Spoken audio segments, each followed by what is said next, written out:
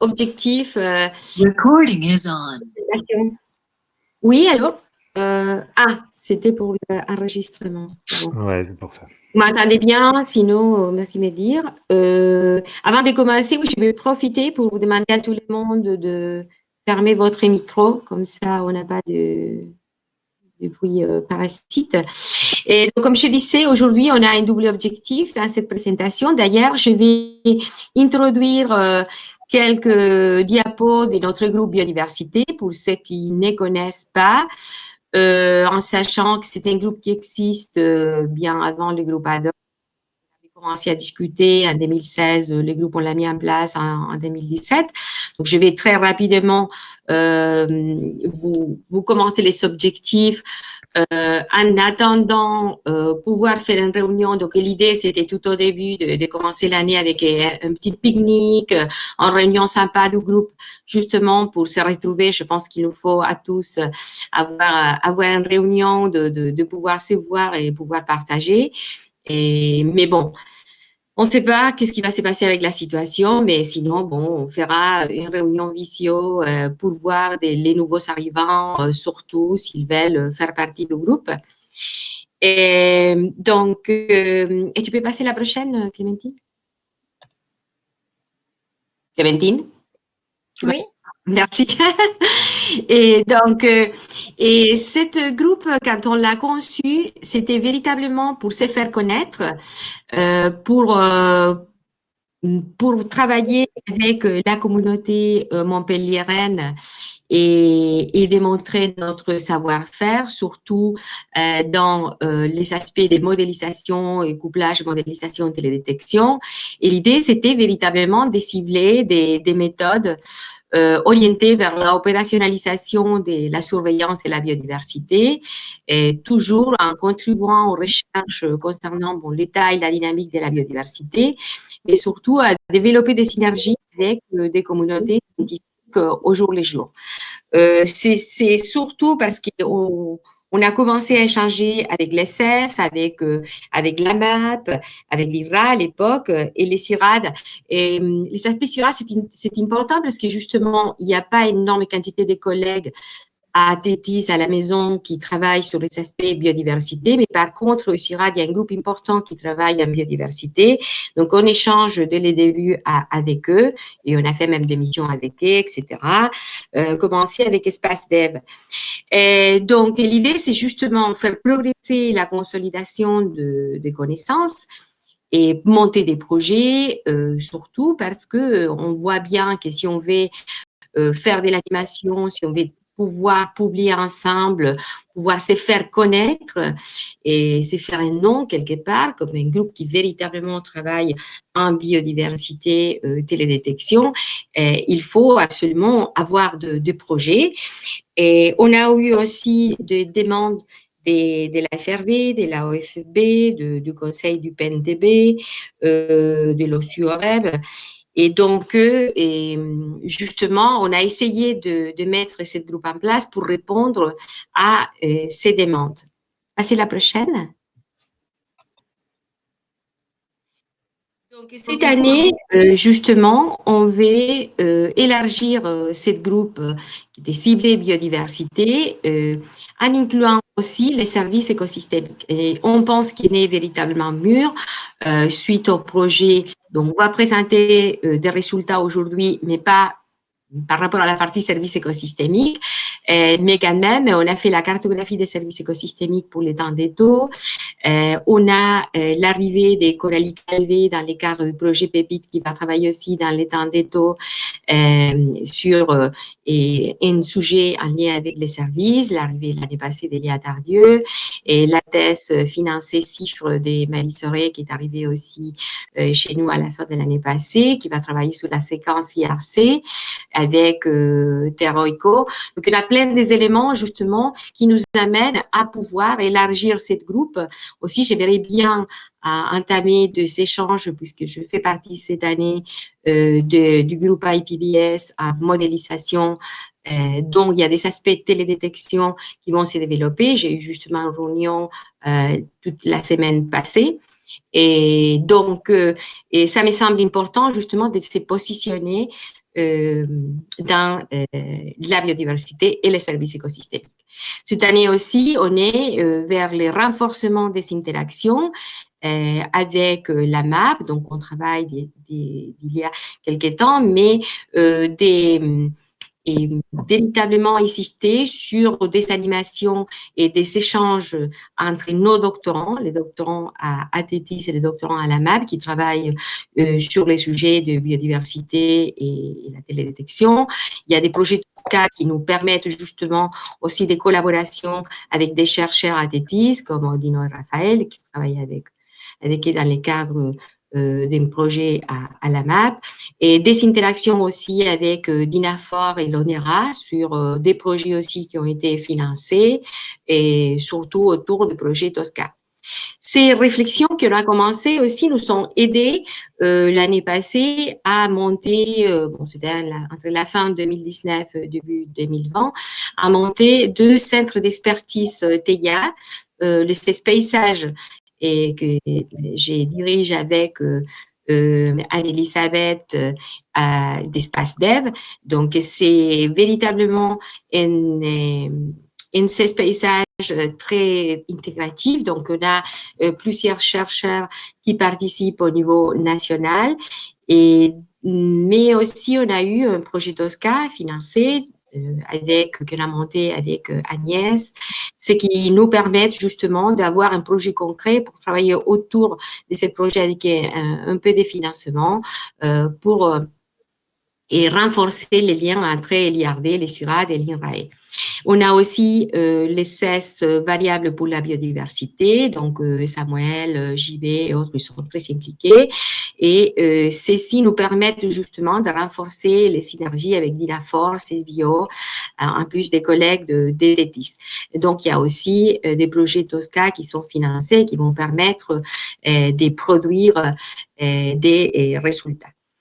Donc, bon, après, on est toujours dans les montages de projets, dans les idées de pouvoir publier de papiers ensemble. Donc, et même si on est un peu avec toute cette problématique des dynamiques de réunions qu'on ne peut pas faire compte tenu de la situation actuelle, mais n'hésitez pas à nous contacter si vous avez des idées, des montages des projets, des idées de papier à faire, etc. Donc, on sera des sessions à organiser. On a organisé pas mal de sessions diverses, soit à TETIS, soit au niveau national, au niveau des conférences internationales. On a aussi organisé de formation à TETIS en faisant venir des experts extérieurs.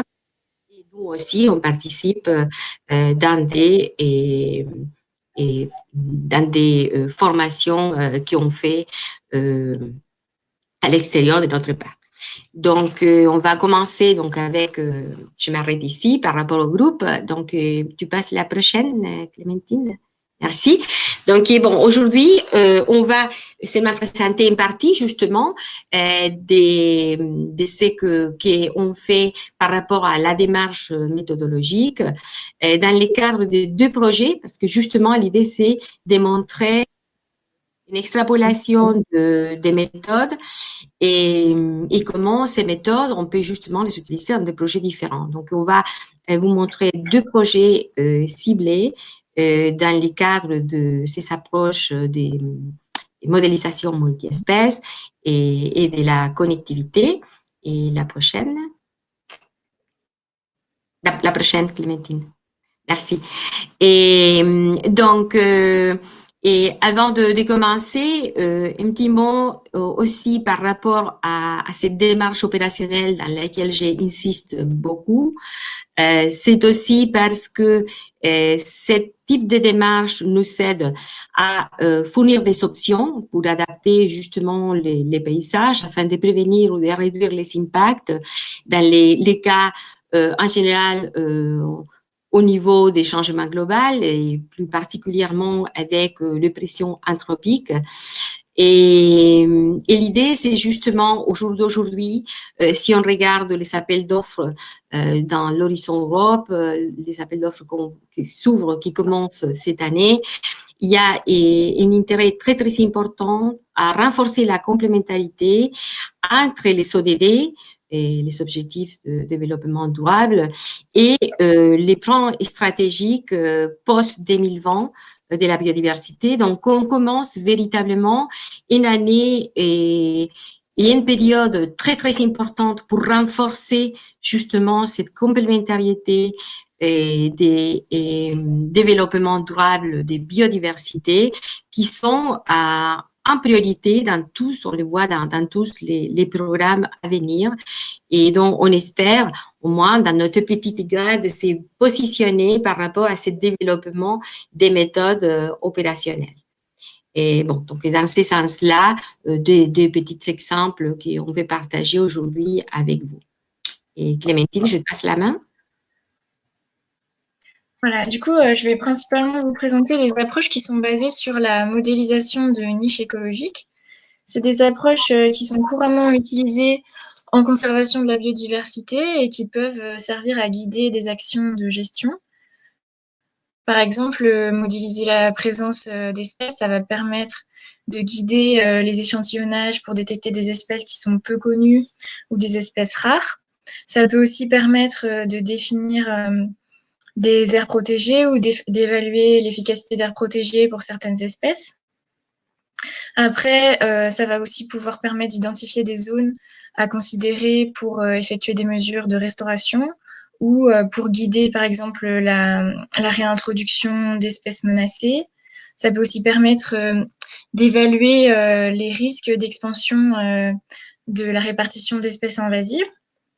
Et après, c'est aussi des modèles qui vont pouvoir nous servir pour projeter des impacts potentiels de changements globaux, donc par exemple avec des scénarios de changement climatique ou de changement d'occupation du sol.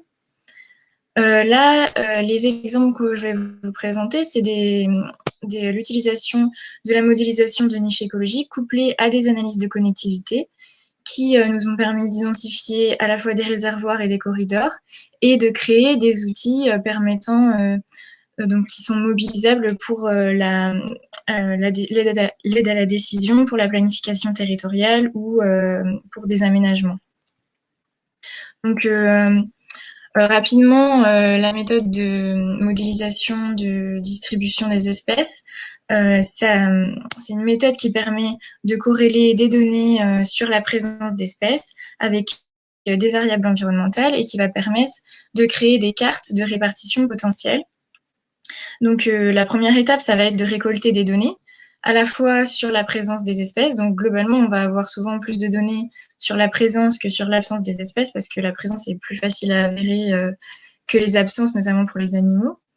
Et ensuite, on va aussi récolter des données environnementales, donc en fonction de l'échelle à laquelle on va travailler. Par exemple, si on travaille à l'échelle continentale, on va plutôt travailler sur des données climatiques. Et ensuite, en fonction de la finesse de notre étude, on va pouvoir rajouter des données sur la topographie ou, par exemple, l'occupation du sol. Ensuite, la deuxième étape, donc, ça va être de mettre en corrélation ces différentes données pour calibrer des modèles et essayer de quantifier la niche écologique de l'espèce. Une fois qu'on a calibré les modèles, on va passer par une étape d'évaluation. Donc, on a différentes métriques qui existent et qui permettent de déterminer la capacité de nos modèles à prédire en fait correctement la présence des espèces. Donc, une fois qu'on a calibré les modèles, qu'on a évalué nos modèles, on va pouvoir les projeter dans l'espace et obtenir une carte de répartition potentielle sous la forme d'une probabilité de présence de l'espèce.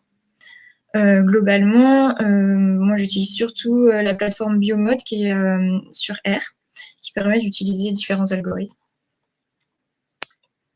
Du coup, les deux exemples que je vais vous présenter, donc c'est dans des contextes différents. Là, le premier exemple, c'est sur un projet européen, donc Imagine, qui regroupait plusieurs partenaires et qui était sur 6 sites d'études en Europe.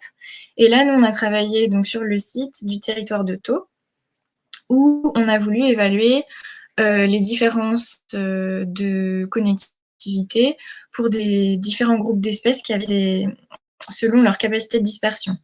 Donc pour ça, on a réalisé trois groupes de dispersion différents. Donc, on a utilisé des amphibiens pour faire un groupe à dispersion faible et des chauves-souris pour faire un groupe de dispersion élevée. Et après, on a compilé toutes les espèces pour faire un groupe de dispersion mixte. Donc, on a utilisé la méthode de modélisation de niche que je vous ai présentée. Donc, on est arrivé à une carte de probabilité de présence pour chaque espèce, à partir de laquelle on a pu définir, selon un seuil, des patchs d'habitat favorables aux espèces. Et selon une fonction inverse, on a pu définir une résistance de la matrice paysagère pour chaque espèce. Ensuite, pour chaque espèce, on a utilisé dans ArcGIS les modules Linkage Mapper et Pinch Point Mapper pour coupler à la fois des chemins de moindre coût et l'utilisation du logiciel CircuitScape pour calculer des cartes de connectivité. Donc pour chaque espèce, on a obtenu une carte de la connectivité qui représente les flux potentiels d'individus dans le territoire. Ensuite, on a reclassifié ces cartes. Pour chacune des espèces, on a déterminé différents niveaux de connectivité. En partant des patchs favorables, donc qui sont les niveaux les plus hauts, et ensuite en déclinant différents niveaux de connectivité qu'on a fait correspondre à des corridors. Donc ça, c'était pour chaque espèce. Ensuite, on a voulu moyenner par groupe, donc de faible dispersion, dispersion élevée et dispersion mixte. À chaque fois, on a fait des moyennes, donc pour les 4 espèces d'amphibiens, les 4 espèces de chiroptères et les 8 espèces ensemble. Et on a obtenu donc différents niveaux qui allaient d'une connectivité élevée à peu et ensuite pas de connectivité. Donc là, vous avez par exemple les résultats pour les amphibiens. Donc on a les 4 cartes sur les côtés pour chaque espèce. Et au centre, vous avez la carte moyenne qui représente la connectivité pour le groupe de dispersion faible. Même chose pour le groupe de dispersion élevée, donc les 4 cartes des espèces de chiroptères, et au centre, l'espèce qui représente la carte moyenne de la connectivité pour les espèces à dispersion élevée. Ensuite, on a la même chose, donc là vous avez en bas à gauche pour les moyennes des 8 espèces, en comparaison avec les 2 autres que je vous ai déjà présentées. Et donc, comme on avait fait des moyennes, on a voulu aussi voir identifier le niveau de confiance qu'on pouvait avoir dans nos cartes en regardant le consensus entre les différentes espèces. Donc, plus on va vers le bleu, plus les espèces donnent les mêmes résultats, donc plus on a confiance dans nos évaluations sur ces endroits-là. Et après, on a voulu donc analyser nos résultats en fonction des zonages qui existent dans le SCOT du territoire de Thau. Donc, on a le zonage du SCOT, qui est un peu plus petit que la zone d'étude qu'on avait fait à la base, sur lequel on a pu recouper avec les zones Natura 2000. Et ici, j'ai fait un zoom sur une zone de protection stricte, qui est la zone de protection d'arrêté de biotope, dans laquelle on peut voir qu'on a une connectivité plus importante pour donc une meilleure protection pour les espèces à connectivité, capacité de dispersion élevée, donc pour les chauves-souris. Et donc intermédiaire quand on considère toutes les espèces. Donc là, en gros, on a superposé les corridors qui sont identifiés dans le SCOT par rapport au niveau de connectivité qu'on avait identifié. Et donc, on peut voir que les corridors, ils sont surtout favorables au final à la connectivité pour les espèces qui ont une capacité de dispersion plus importante. Et dernière analyse, on a regardé les zones de projet d'expansion urbaine. Donc là, sur les cartes, vous avez en gris les zones urbanisées existantes et vous avez des petits polygones noirs qui représentent des projets d'urbanisation qui ont été proposés. Et donc, on a regardé les différents niveaux de connectivité au sein de ces polygones. Et on peut voir qu'on a différents polygones, notamment pour les espèces dispersion élevée, qui présentent potentiellement des risques pour la connectivité. Voilà, donc ça, c'est un travail qui a été fait en partenariat avec les données du SCOT et pour lequel on pourra fournir tous nos résultats. Ensuite, le deuxième exemple, c'est un contexte complètement différent, puisque c'est dans le cadre d'un projet Ecophyto, dont le but est de réduire l'impact des ruissellements des produits phytopharmaceutiques. Donc, on est dans un contexte agricole. Là, notre site d'étude, c'est la petite zone noire que vous pouvez voir sur la carte, donc, qui se situe dans la région Île-de-France. L'objectif en fait du projet, c'est de proposer des scénarios d'aménagement paysager, donc en proposant la création de zones tampons qui prennent par exemple la forme de zones humides artificielles, d'implantation de haies, de bandes enherbées, de ce type de propositions. Donc l'objectif principal, c'est de réduire les flux d'intrants agricoles. Et nous, notre objectif, c'est de produire un indicateur lié à la connectivité. Pour dire, en gros, lequel des scénarios qui sera proposé serait en même temps le plus favorable à la connectivité. Donc pour ça, on a fait aussi une approche multi-espèces. Donc on a défini 4 groupes. Donc un groupe d'amphibiens, un groupe de reptiles, un groupe de mammifères et un groupe d'oiseaux. On a utilisé des espèces qui sont retenues pour la TVB au niveau national, mais aussi proposées par le SCSRPN de l'Île-de-France. Et on a utilisé la base de données du CETIA Île-de-France. Donc ça nous a permis d'utiliser à la fois, on a réduit quand même le nombre d'espèces en fonction des données disponibles, on a gardé des espèces pour lesquelles on avait suffisamment de données, mais ça nous permet quand même d'utiliser à la fois des espèces emblématiques et des espèces qui sont communes. Donc, comme dans la première étude, on a fait des modèles de distribution pour chacune des espèces. Alors là, on a utilisé un grand nombre de variables, donc des variables dérivées de l'occupation du sol, grâce à une base de données assez précise qui existe en Île-de-France qui s'appelle Ecomos. On a aussi utilisé des variables de télédétection, environ une dizaine, et des variables relatives à la configuration du paysage qu'on a calculé avec le logiciel Fragstat. Donc on avait beaucoup de variables et on a utilisé une procédure de sélection des variables pour diminuer le nombre de variables pour chaque espèce. On a aussi utilisé le logiciel Biomode, donc je vous passe un peu tous les détails de la calibration des modèles, mais ce qu'il faut retenir, c'est qu'on a créé donc une carte de probabilité de présence de chacune des espèces à l'échelle de la région Île-de-France, plutôt que de travailler directement à l'échelle de notre petite zone d'étude. C'est ce qui nous a permis en fait de pouvoir utiliser un grand nombre de données d'espèces et un gradient environnemental le plus important pour chacune des variables. Donc ensuite, une fois qu'on a eu ces résultats-là, on a découpé notre petite zone d'étude. Et c'est là qu'on a défini nos patchs, donc en transformant notre carte avec un seuil, donc avec 1 pour les patchs et 0 pour les zones sans patch. Et de la même manière, par une transformation inverse, on a obtenu une carte de la résistance du paysage pour chacune des espèces. Donc à partir de ces deux types de données, on a construit des graphes paysagers. Donc sur les graphes, on peut voir les patchs et les liens qui relient les différents patchs. Et sur ces graphes, on peut ensuite calculer des métriques de connectivité.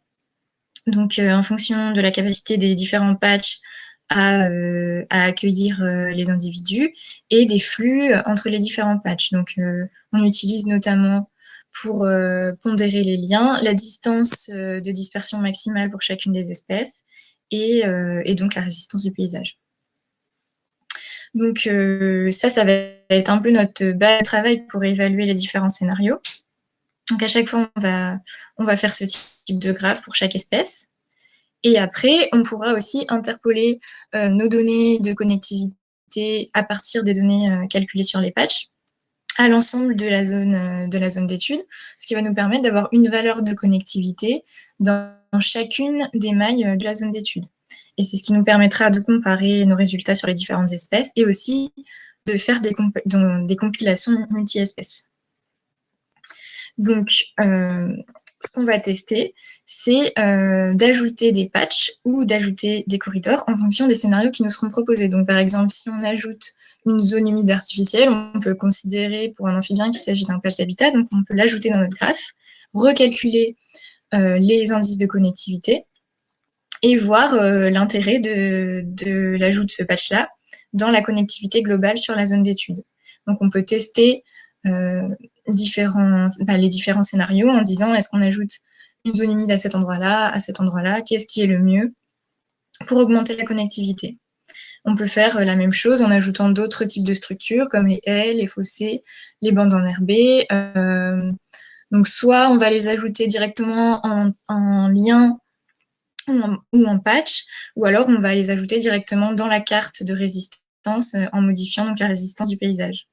Et c'est ce qui nous permettra à la fin d'identifier le scénario qui a la plus haute valeur ajoutée en termes de connectivité et donc d'augmenter la multifonctionnalité des scénarios qui seront proposés. Voilà. Donc globalement, les analyses qu'on fait en utilisant la modélisation de niche couplée à l'analyse de connectivité, ça nous permet dans différents contextes d'estimer des zones favorables aux espèces et des zones importantes pour les déplacements, qui sont aussi potentiellement mobilisables pour la trame verte et bleue. On va utiliser des approches multi-échelles en fonction des questions posées et en fonction des données disponibles. Bien sûr, on a quand même des problématiques qui sont associées aux données. Donc, par exemple, aux données des espèces, on peut avoir des biais d'échantillonnage, on peut avoir le problème d'utiliser des bases qui sont hétérogènes, donc il va falloir essayer d'homogénéiser un peu les données. Et après, on a aussi toutes les problématiques qui sont inhérentes à la donnée environnementale qu'on utilise. Mais un point aussi important, c'est qu'on a un fort potentiel de développement avec les données de télédétection qui commencent à être de plus en plus utilisées dans les modèles de niche écologique. Sandra, je te laisse. Oui, donc oui, pour finir, justement, et on a préparé un focus aussi par rapport à ces exemples qu'on vous a présentés. Comme j'ai dit, il y a un travail qui est plus large, qui s'applique aussi dans des autres projets. Mais seulement pour faire les liens, c'est que j'ai indiqué tout au début par rapport aux défis qu'on a aujourd'hui vis-à-vis de la biodiversité et les liens avec les ODD et les liens aussi avec les scénarios des IPCC. Bon, en tout cas, nous, on travaille sur la restauration des sites et des paysages. Donc, cette information, c'est justement l'information qui servent à la planification nécessaire pour la restauration. On travaille dans la dynamique de l'habitat à l'échelle du paysage. Et ces focus et ces points que j'ai mis ici, ils viennent justement des objectifs demandés dans le cadre de l'appel d'offres Horizon Europe, qui déjà, bon, on a les textes et qui va être ouvert à partir du mois prochain. Donc, c'est un peu pour voir les potentiels qu'on peut avoir à cette échelle-là des prochains appels d'offres par rapport à ce qu'on fait. Bien sûr, les échelles spatio-temporelles. Donc, on travaille beaucoup avec l'upscaling, comme on dit, et les échelles spatiales, mais aussi les échelles temporelles par rapport à la dynamique qu'on peut obtenir à partir des images sentinelles, mais aussi en utilisant des archives, soit Landsat, soit Spot. Et l'effet que on travaille au niveau des espèces, mais aussi au niveau des habitats, tout un développement des indicateurs qui répond aux politiques européennes, soit de la directive Habitat, soit de la stratégie pour la biodiversité à l'année 2030.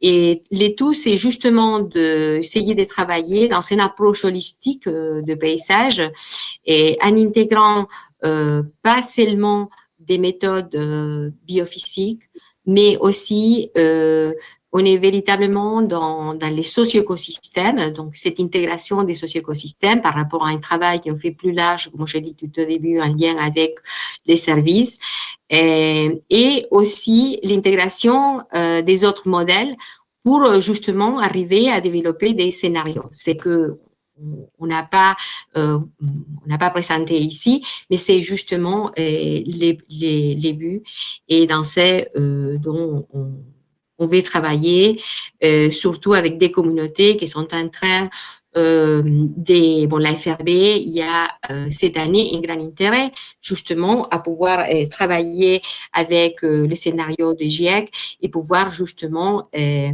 intégrer les intérêts de la composante habitat avec la communauté GIEC qui est quelque part un peu divisée. Donc, on a eu une réunion aussi début de cette année. Bon, c'était un peu pour vous donner tous ces éléments. Ce sont que des exemples, bien sûr. Donc, on est ouvert aux questions.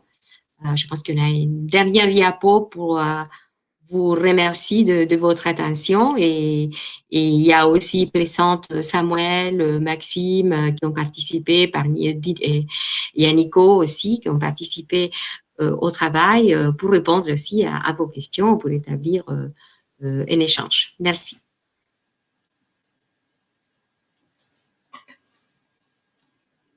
Alors, des questions?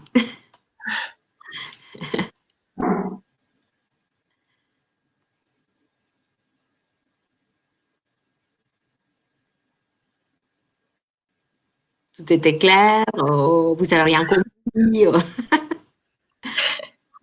Peut-être des questions ciblées sur la présentation, mais aussi plus larges par rapport au groupe Biodiv, par rapport aux stratégies qui sont véritablement importantes, surtout à partir de cet après 2020 qui on commence cette année. On est ouvert à tout type de questions, au bas, au dialogue, des idées.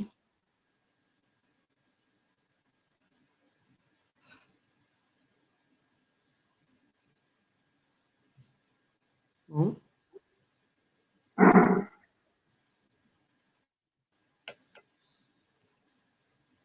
Je vois des commentaires ici dans le chat.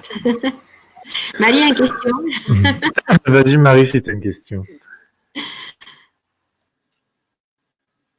Mais on n'entend pas.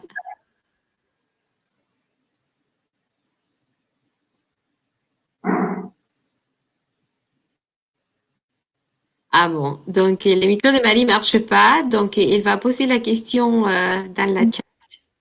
Vas-y.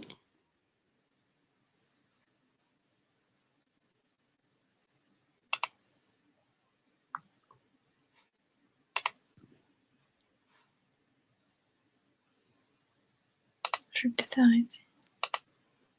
Bon, ça prend du temps. Il y a Didier aussi qui veut dire quelque chose. Oui, Didier? En attendant que... Bonjour. Bonjour, ça va? Vous êtes Ouais, tout très le monde bien. va. Oui, c'est pas souvent que j'ai l'occasion. Très bien, non, mais merci beaucoup pour ces présentations. J'ai plutôt une remarque qu'une question. Pour confirmer le fait que la direction que vous prenez, c'est-à-dire de lier ces approches de biodiversité avec les ODD et dans le cadre des stratégies mondiales qui sont en train de se développer, c'est vraiment ce qu'il faut faire. Et j'insisterai sur peut-être deux aspects. Le premier, et c'est ce que vous avez commencé à faire, c'est d'insister beaucoup sur la restauration des écosystèmes.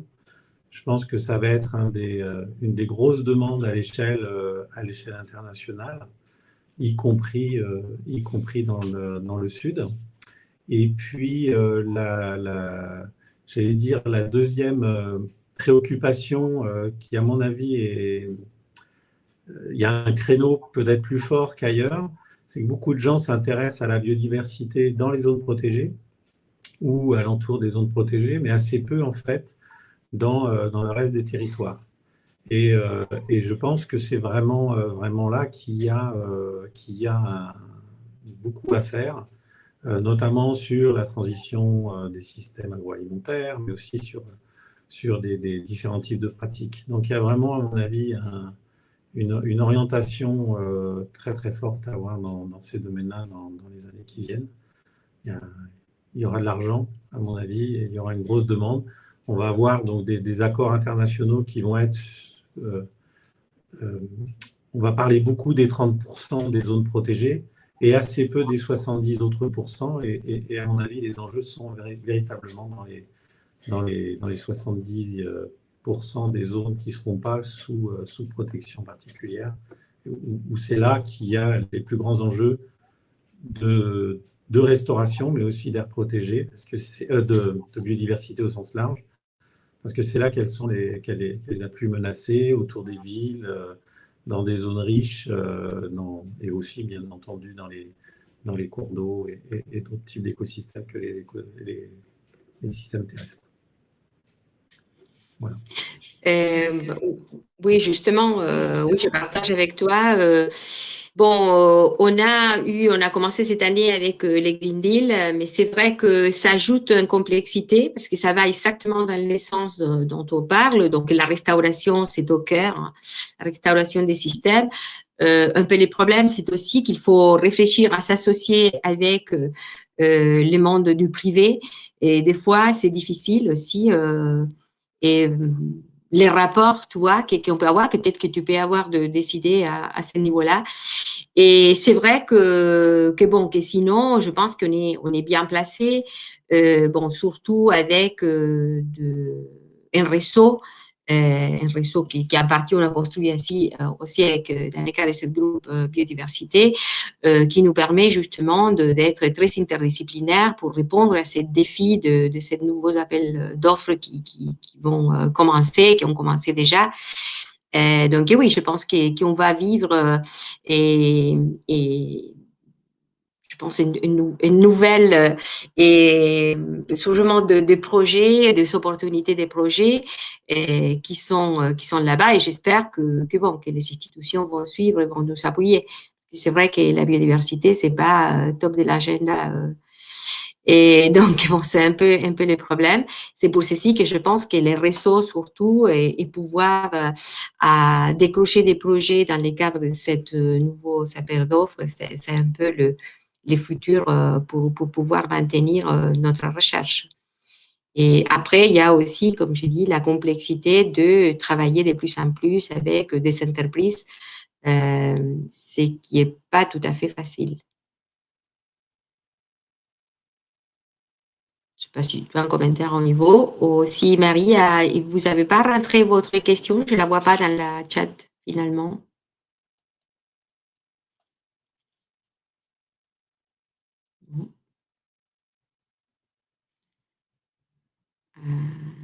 Elle est en train de... OK. C'est encore en train d'écrire la question. Bon, ça fait du temps. Je ne sais pas si entre-temps qu'on attend la question qui va être... il y a un autre commentaire, une autre question. Peut-être, je ne sais pas, Jennifer, puisque tu travailles un peu dans les mêmes problématiques par rapport à la présentation que vous avez fait la semaine passée, s'il y a des questions, des commentaires à ce niveau-là. Non, mais moi, j'ai trouvé ça super intéressant et je trouve que du coup, il y a pas mal de possibilités d'application derrière, et totalement en lien avec ce que disait Didier, de pouvoir appliquer justement sur des territoires qui sont pas du tout des espaces protégés et sur lesquels pourtant il y a beaucoup de choses à faire. Effectivement, oui, on espère.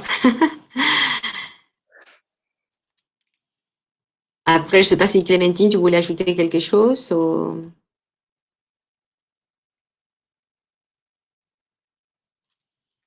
Je sais pas. Je crois qu'il y a une autre question. Oui, c'est moi, Larissa.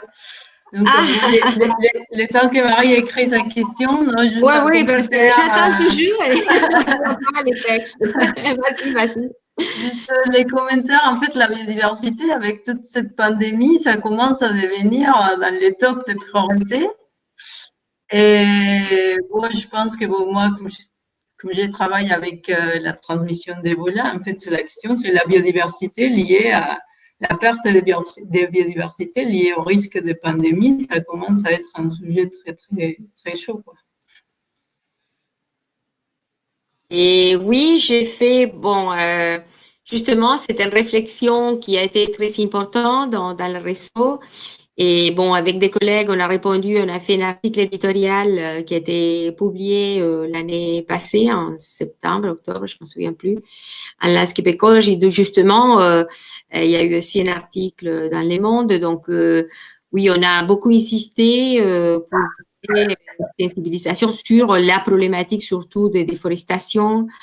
C'est vrai que ça, c'est une problématique qu'on a traitée surtout avec le réseau UFO dont j'appartiens. Donc, la problématique des fragmentations, de perte des forêts, des habitats, justement. Et ce qu'on a mis et en évidence, c'est à nouveau, bon, de notre côté, bien sûr, notre vision de cette approche d'écologie des paysages holistique, quelque part, cette approche qui nous permet justement de travailler à différentes échelles, de faire et parvenir les systèmes socio-écologiques là-dedans, la problématique de perte d'habitat, pour voir justement tuer les problèmes dans son contexte. Et donc on traite cette problématique. J'avais fait passer l'année passée justement cet article éditorial dont on a écrit au sujet. Mais et oui, et justement, et dans cet sujet, il y a un effort entre les CIRAD et l'INRAE. Donc, on est un groupe entre les deux institutions qui on commence à monter un projet important justement au sujet. Donc, de mon côté, je travaille dans la problématique de la perte de biodiversité, mais il y a aussi des experts justement en épidémiologie, des l'INRAE et des CIRAD qui vont travailler. Donc, bon, c'est un projet, en début de discussion des montages de projets au sujet. Et ça peut être une jolie collaboration entre justement les CIRAD, l'INRAE et l'IRD qui sont très impliqués là-dedans dans cette réponse. Ouais. Ça peut être très interdisciplinaire aussi, parce qu'il y a toute la partie sociale en fait, des gens, quoi, comme ils interviennent, leur comportement dans la transmission des maladies, le risque de transmission des maladies. Bon, voilà, il y a la question de Marie. Merci. La question de Marie, peut-être Clémentine, si tu veux, parce que moi, je suis trop bavarde. Je te laisse un peu parler.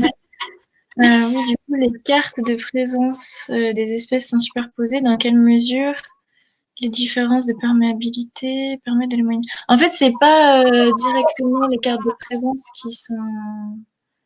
qui sont superposées. C'est une fois qu'on a fait l'analyse de connectivité qu'on fait la moyenne.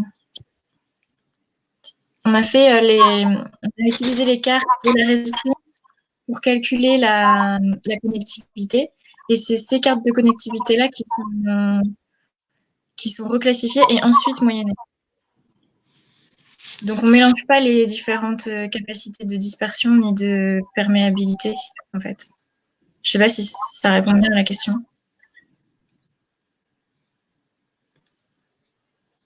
On attend vos commentaires dans la chat.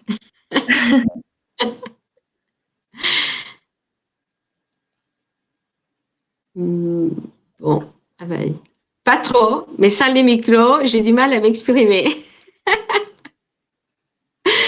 Si vous êtes à la MTD, oh, il y a un micro. Bon, je vais y aller cette semaine pour vous faire parvenir un micro. Mais on pourra en parler plus précisément si tu veux, Marie. Ok. Et est-ce qu'il y a d'autres questions?